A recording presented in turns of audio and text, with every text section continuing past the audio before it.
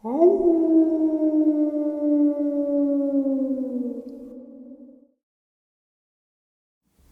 greetings and salutations, everyone. I hope everyone is doing well today. Today I have a very, very interesting, very informative upload, and I am very pleased to share it with you. Before we get into the upload, though, a couple links. As you know, I rely on my Patreon, my PayPal, and my merch store to help the channel to continue to grow and go. Those links are in the description below. Also, Dogman Frightening Encounters, Volume 1, 2, and 3, the audiobook versions. They were written and researched by Tom Lyons, narrated and produced by me, Jeffrey Nadolny. They're available on Audible, Amazon, and iTunes. The links to those audiobooks are also in the description as well. Now, everyone, I have taken too much of your precious time. Let's get on with today's upload. Shall we? Couple things I'd like to discuss quickly. My new vlogging camera has come. What I am going to do with that is I am going to be going out into the field.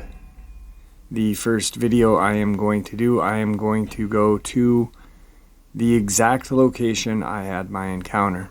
And I am going to share my encounter as it happened and show you exactly what transpired and where. Secondly, I received a text today from our good friend Victor. A lot of you have asked what's going on with him. Is he all right? What's going on with the book? This and that. He texted me today. He is in the hospital. I'm not going to share any more than what I know. I know that he said he would call me later on in the day. He did not. So I am just going to let him at his own pace share what happened. I'm not gonna push. I don't know what's going on with him. I'm looking forward to talking to him. I'm hoping that he does call me like he said he was. He usually does not do something when he says he is going to. Maybe we can get a update from him himself. I'd really like that. That way I can ask the questions that all of you guys have on your mind as well, because they are in my mind also. So, like I said, he's in the hospital. I don't know what's wrong with him.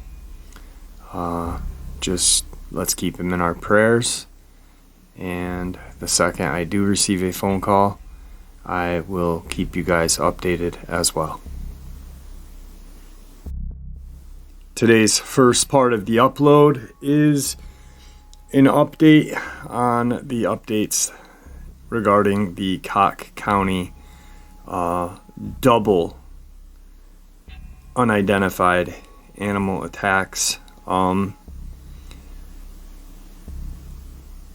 couple days ago, the news articles stated that they have a person of interest and they have one dog in custody. My snicker was not towards anything because I truly feel for both families. But I'm also sitting here saying to myself that none of these new updates, there's one from yesterday, is the newest, they don't feel right. You don't arrest somebody on a warrant for controlled substances, and then pin a crime on them right outside of, because they were in the general vicinity. There's no proof that he even has multiple dogs on his property. Like I said, TV8 in Cott County spent 4 days on Jimtown Road and did not see a single dog. So, but here's a couple of updates. Nothing feels right to this. I really 100% in my heart of hearts and brain feel like these were 100% Dogman attacks. They were violent and they were brutal, and I just don't see a couple of dogs doing this.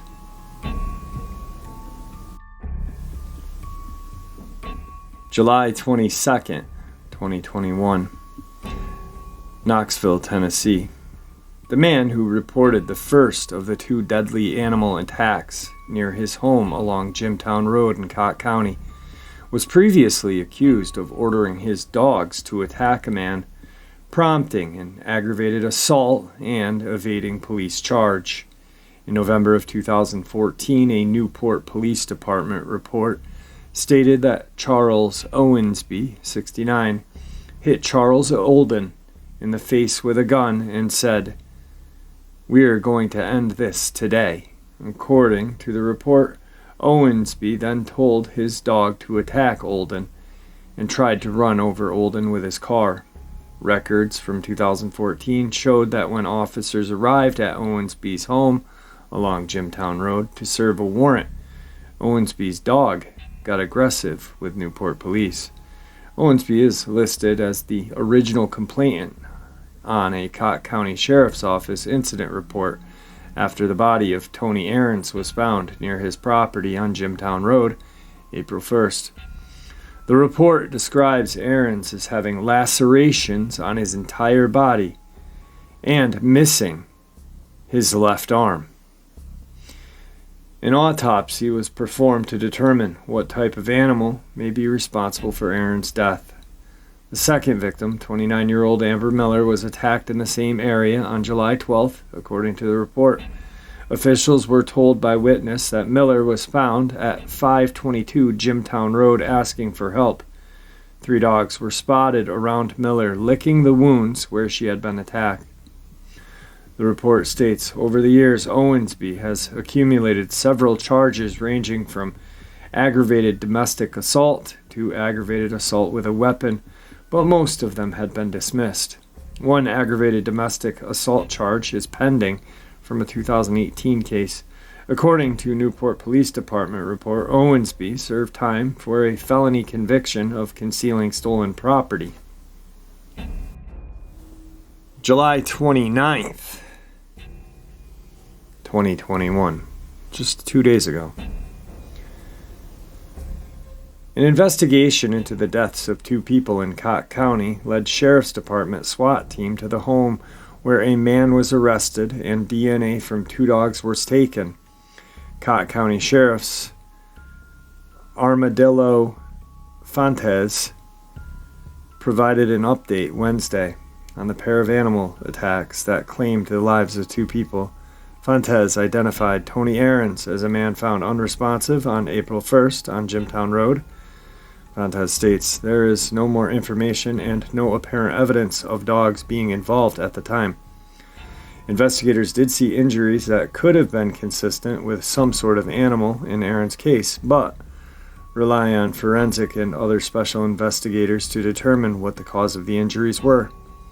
Fontes said in a release, investigators identified Charles Owensby as the 911 caller and are still working to determine what caused Aaron's injuries. 3 months later, Newport Medical Center contacted the Sheriff's Department concerning injured female, later identified as Amber Miller. Miller eventually passed away as a result of her injuries, and the autopsy is pending. Investigators learned Miller's injuries occurred near or on Owensby's residence. On July 19th, a forensic team from TBI gathered evidence from Owensby's residence and property. A few days later, he was interviewed. On July 28th, a sheriff's department executed a search warrant at the residence of Owensby's ex-wife in Edwina community. Owensby was arrested at the scene for possession of marijuana, and an aggressive dog was taken into custody.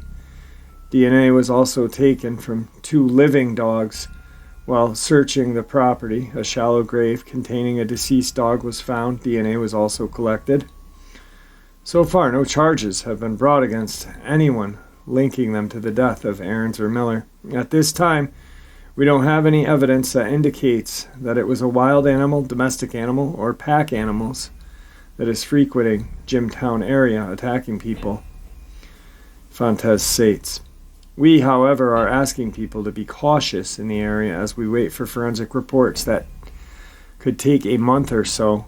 We are asking people to please contact us with any information concerning either of these cases. Once we conclude thorough investigation, have all evidence, all witnesses, and anything that pertains to these cases, we will present the facts to a grand jury for criminal indictment against any persons involved. Prematurely charging any individual without all the facts may result in a dismissal of the case, and justice for these victims will not be served. Anyone with information about the deaths of Aarons or Miller will be asked to contact Cott County Sheriff's Department 423-623-6004.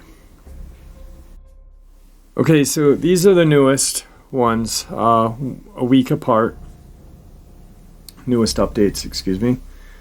And one thing in the one from the 22nd that leads me to question is, why has there not been a autopsy release for Tony Aarons? We are still waiting for one. There's mention of it. An autopsy was performed to determine what type of animal may have been responsible for Aaron's death. There's mention of it, but there's no mention of, hey, yeah, it was a dog.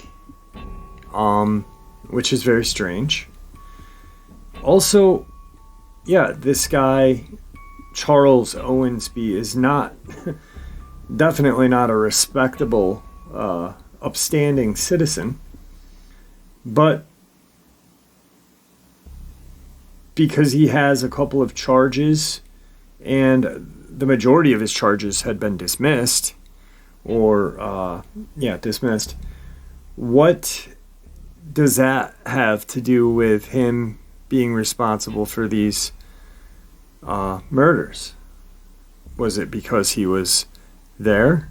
Is it just, hey, let's pin this on this guy? That's what it feels like to me. It really honestly feels like it. We're talking about a guy that called 911 that has a criminal past. We don't know what happened between him and Charles Olden. And they will never tell us because they want it to just look and reflect negatively on who they are going to pin this on. The next and newest update just is full of holes, if you ask me. This Sheriff Armando Fuentes, there was no information and no apparent evidence of dogs being involved at the time. Investigators did see injuries that could have been consistent with some sort of animal in Aarons' case. Well, that was in April. You're telling me you can't figure it out by right now? No, you can't? Oh, wow, that's friggin' weird. But yet, there were lacerations, not dog bites, lacerations. And his arm was torn off practically. An autopsy is pending. for this poor girl. You know, she passed away on the 18th. We're 12 days in now.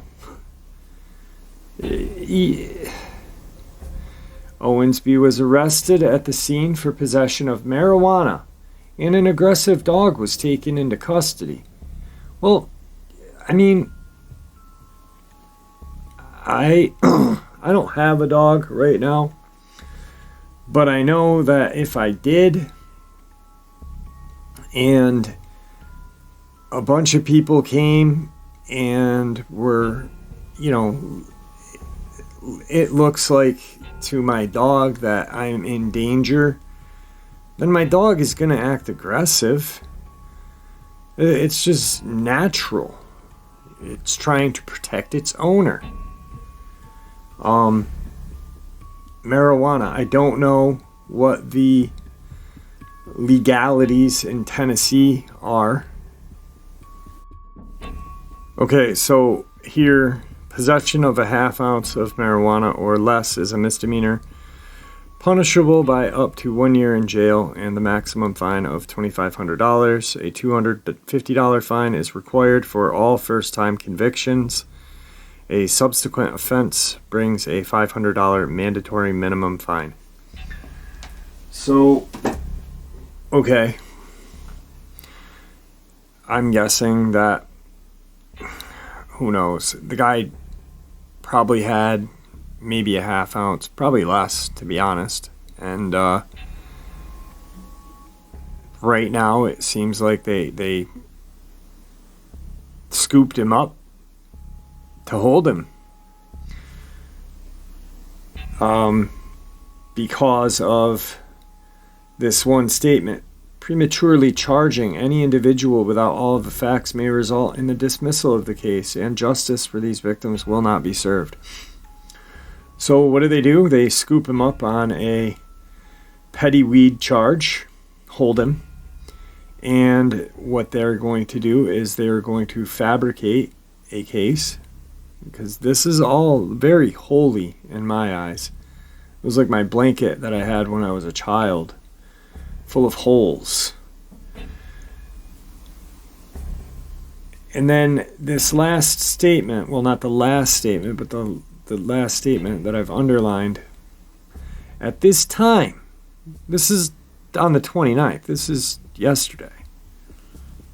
At this time, we do not have any evidence that indicates that there is a wild animal, a domestic animal, or a pack of animals that is frequenting the Jimtown area and attacking people. Then why do you have Charles Owensby sitting in jail, accusing him? Because that's what it is. You're accusing him. You got him sitting in in jail on a petty weed charge, and accusing him of whatever, his dogs attacking people, but yet we have no evidence of it, and we don't feel like there is. There's just, it's nothing smells right to this. And it actually smells like feces and rotten animal and urine and Dogman, if you ask me. That's what this all smells like. But will Tennessee police, will this Armando Fuentes, will he answer us honestly? Nope. And we won't. The only thing that I think will get this guy off the hook is if there is another attack.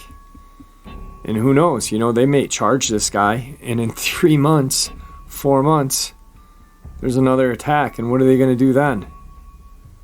Oh, it was his leftover dogs hiding in the woods. This is his wife's dog, ex-wife's dog. This is just pin the tail on the donkey bullshit right here. That's all this is. And the poor families, Tony Aaron's and Amber Miller's families, are the ones that are just left in limbo. But as long as the shiny boys in blue and their bosses, the men in the black, they all look good, It's a good day, isn't it? Thanks for lying to us. Today's second part of the upload, it looks like there is another attack in Utah. Original story.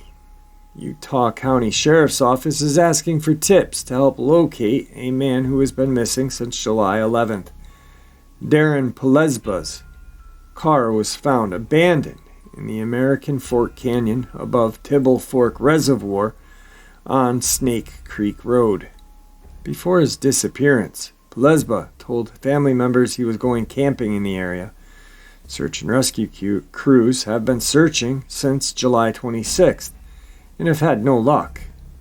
The sheriff's office states Pelesba requires a cane or walker to get around.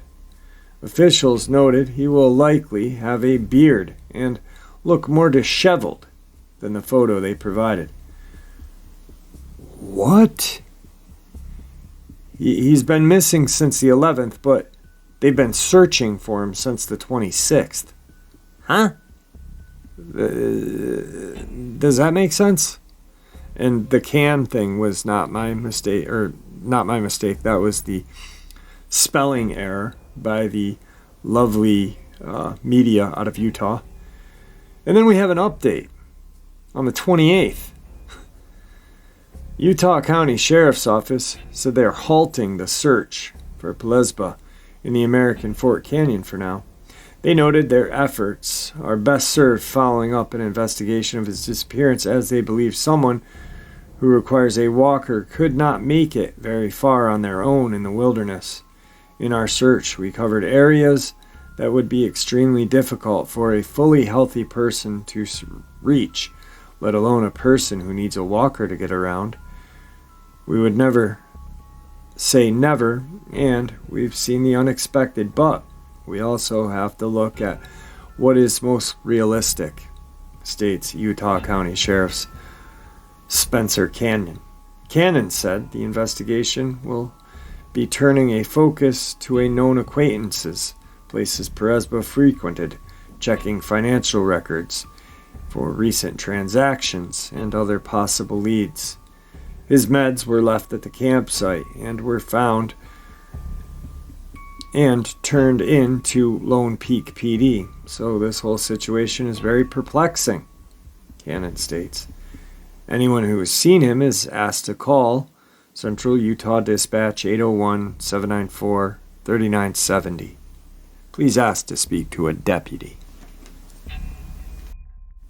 So we've got a poor guy who cannot walk very well, but he's going camping. Good for him. He's getting outside and enjoying himself. But he's been missing since the 11th, and hey, let's, start search and rescue 15 days later. The guy's only in a walker or walks with a cane or whatever. And then on the 28th, 2 days after their just amazing, I love how in our search, like they just pretty much say, hey, we really put it all out there for this poor guy. They noted their efforts are best served. This just spells asshole to me. I'm sorry if there's any Utah Police Department people listening to this, but I know you're not involved in this, but this Cannon guy is just a douche. 2 days. 2 days and you're going to give up a search. That's kind of messed up, man. And if I was this guy's family, I'd be questioning, hey, why? His medicine's here, his camp is set up, the vehicle's here. What gives? Why? Okay, you searched, you searched the surrounding area. Well, if he hasn't been found in the surrounding area that a very healthy person would have a hard time doing, something tells me that this poor guy was dragged or torn apart and carried away. I don't know. What do you guys think? Let's get into a couple of encounters. Here's today's third part of the upload. This happened a few years back, and I still don't know what to think of it. I live in northern Wyoming, and my family considered going to a cabin up in the mountains. I proceeded to persuade my parents to let me bring a friend with us. They agree, thank goodness, as well. We picked my friend up. His name is going to be Jason for privacy reasons. When Jason hopped in the pickup truck, we were babbling on and what to do once we're up there. As we got there around noon, my mom made lunch and kicked us out for the rest of the afternoon. We found sticks and pretended that we were on some Call of Duty. As the day went on, I showed him the tree house. As we were sitting up there talking about school and some different things that we were going to do, Jason looked outward and his body froze. I looked at him. "Hey, are you okay?"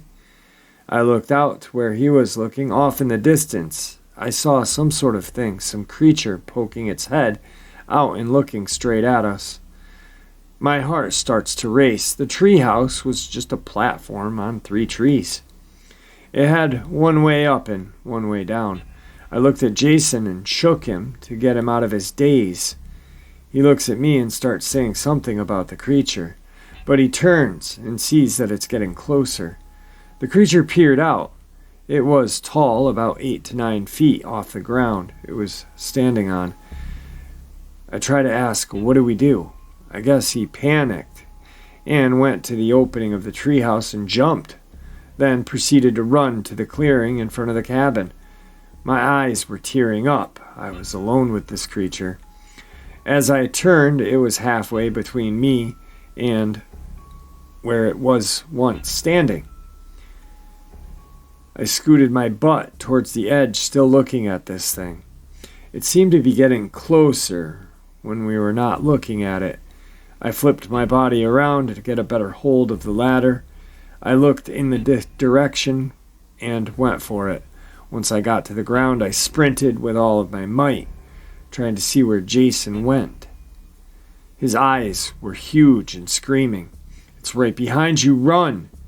At that point in time, I was pretty hefty.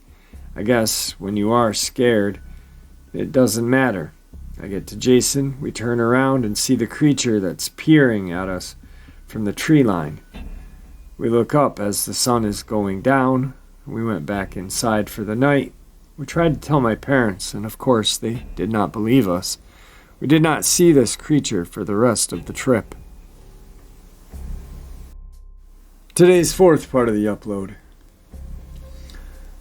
I absolutely want to make this clear that this is 100% the truth. My wife and I both witnessed this and will never forget what we saw that night.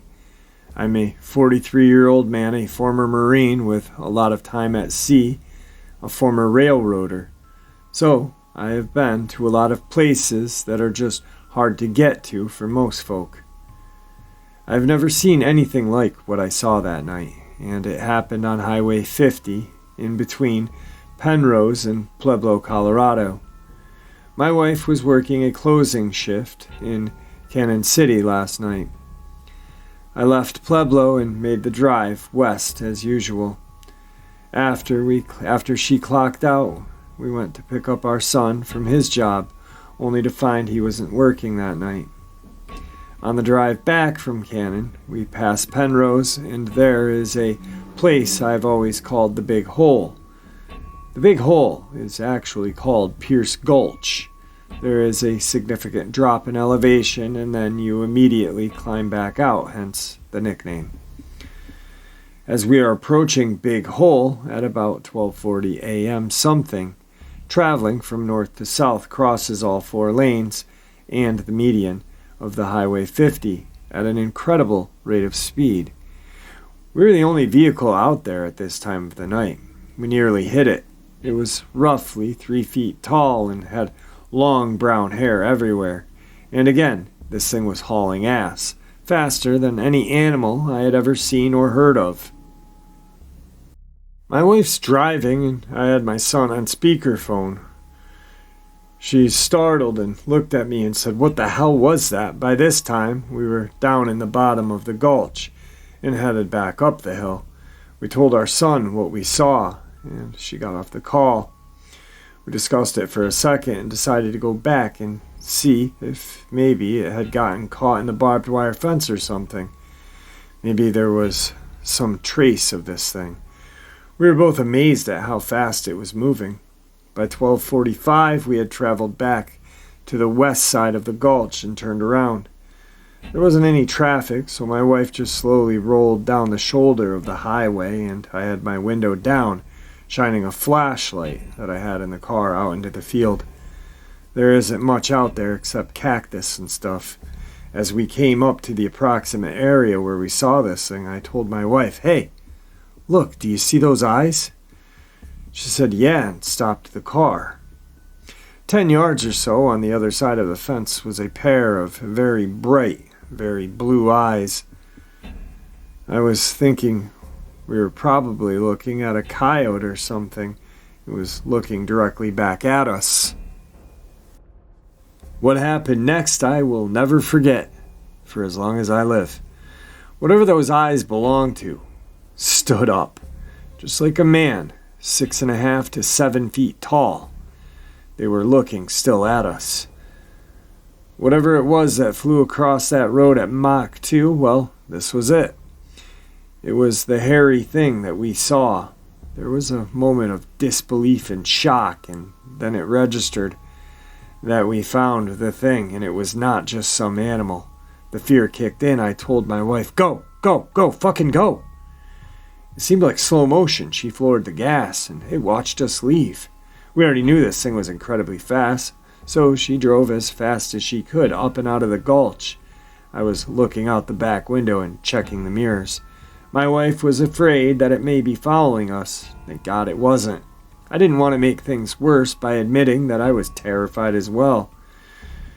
We drove very fast for several minutes. We talked about it, but it was like we were talking to ourselves, like, "Oh my friggin' God, what the hell was that?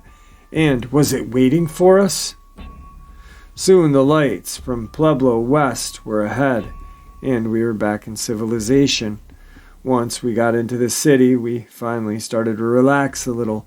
We talked until we got home, then checked the car for anything.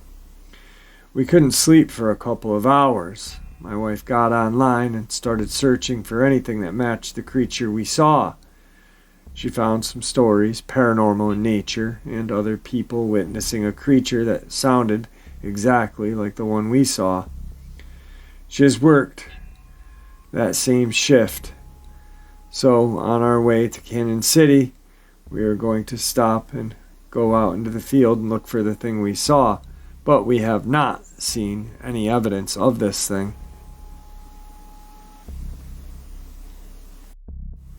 The stories that my wife had found on the computer only points to 2 possible creatures, a dogman or a hellhound. Thank you for listening to my encounter. Today's last part of the upload is a very strange encounter, and I feel it fitting that it does fit here because I'm not only just a Dogman Encounters channel, but I'm an all-around channel. Someday soon I'll explain why I named my channel what I named it, though, just so you guys can all understand why.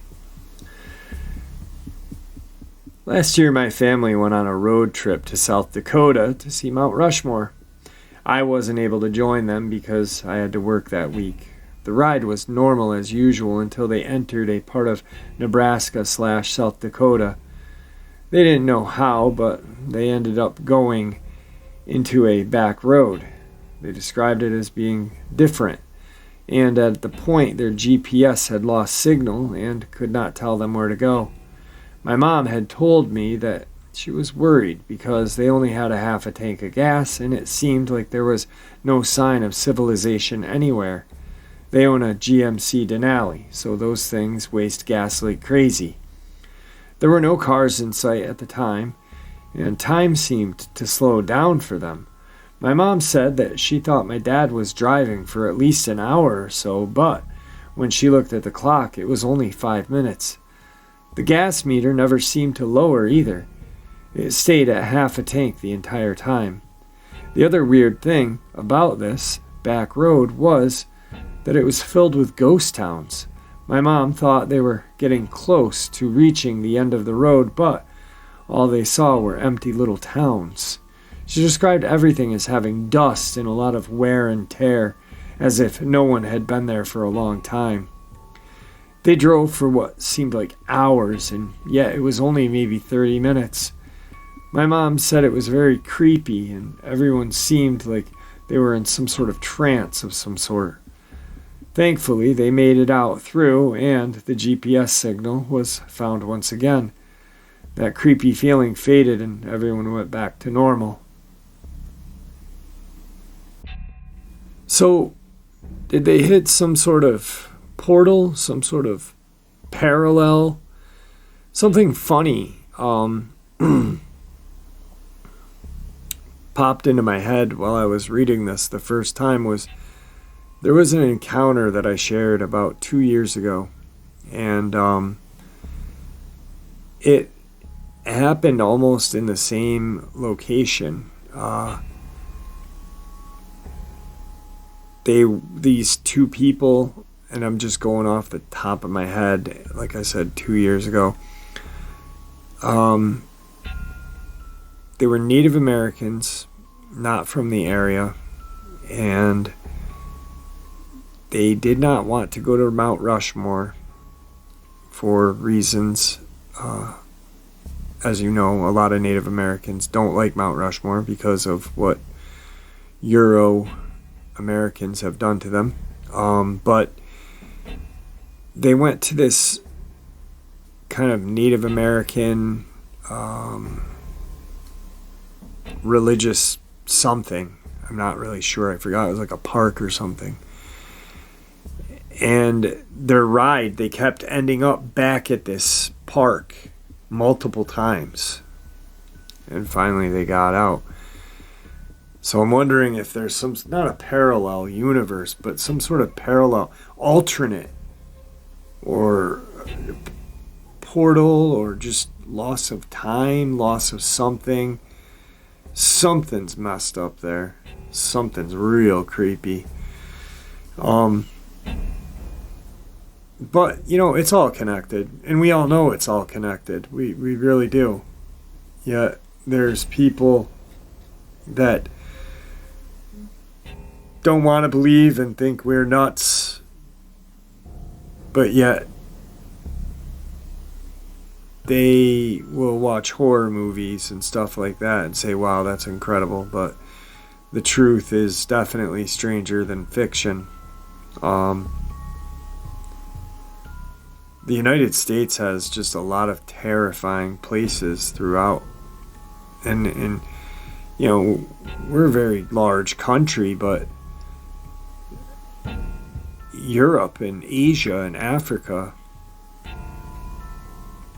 just imagine like what we have here, these portals and these creatures and the craziness. Imagine what's going on in Africa that we don't know about.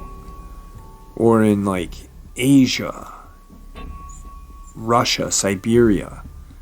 There's just some crazy shit everywhere. I bet you a lot, if I had a lot,